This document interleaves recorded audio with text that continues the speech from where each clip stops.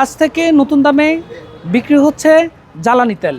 সেই তেলের অপেক্ষায় করছে পরিবহন মালিক শ্রমিকরা। আমরা ফেনীর বিভিন্ন পাম্পে ঘুরে দেখেছি তাদের পরিস্থিতি কী। কেউ কেউ দাবি করছেন পাম্পে তেল থাকা সত্ত্বেও তাদের তেল না দেওয়ার অভিযোগ।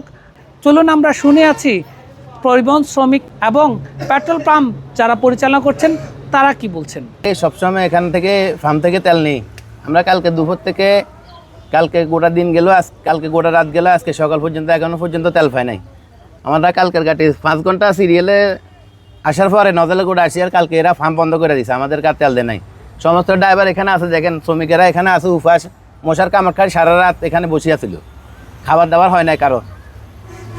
বিগত কালকে 5টা বাজে গাড়ি ছাড়ছি, সেই গাড়ি চট্টগ্রাম থেকে 4 জায়গায় সিরিয়াল দিয়ে 2 ঘন্টা দাঁড়াইছিলাম। তারপর আবার এখানে আসি লাস্ট সিরিয়াল রাত আপনার 12টা থেকে এখন পর্যন্ত এই অবস্থা। আমরা লোকাল গাড়ি চালাই, যাত্রীবাহী গাড়ি, তেল দরকার মানে 12 থেকে 13 লিটার বা 15 লিটার।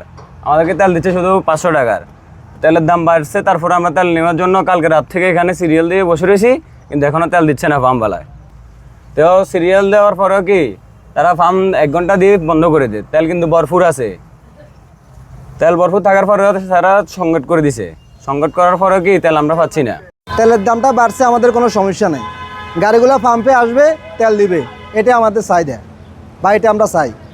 আমাদের চাহিদা হইলে এখন বর্তমানে যে চাহিদা অন্তত 2 গাড়ি ডিজেল ডেলি আর 1 গাড়ি অকটিন যদি দেওয়া হয় তাহলে আমাদের চাহিদা পূরণ হবে। এখন সেই ক্ষেত্রে আমরা পাইতেছি অকটিন পেতেছি আমরা সপ্তাহে 4,500 রিয়েল, আর ডিজেল পেতেছি সপ্তাহে 2 গাড়ি, সর্বোচ্চ 30 আমরা দিতেছি, এর হচ্ছে আমরা দেওয়া সম্ভব না। এই ছিল আমার কাছে নতুন দামের তেল বিক্রির সর্বশেষ পরিস্থিতি। সমীর উদ্দিন, ফেনী।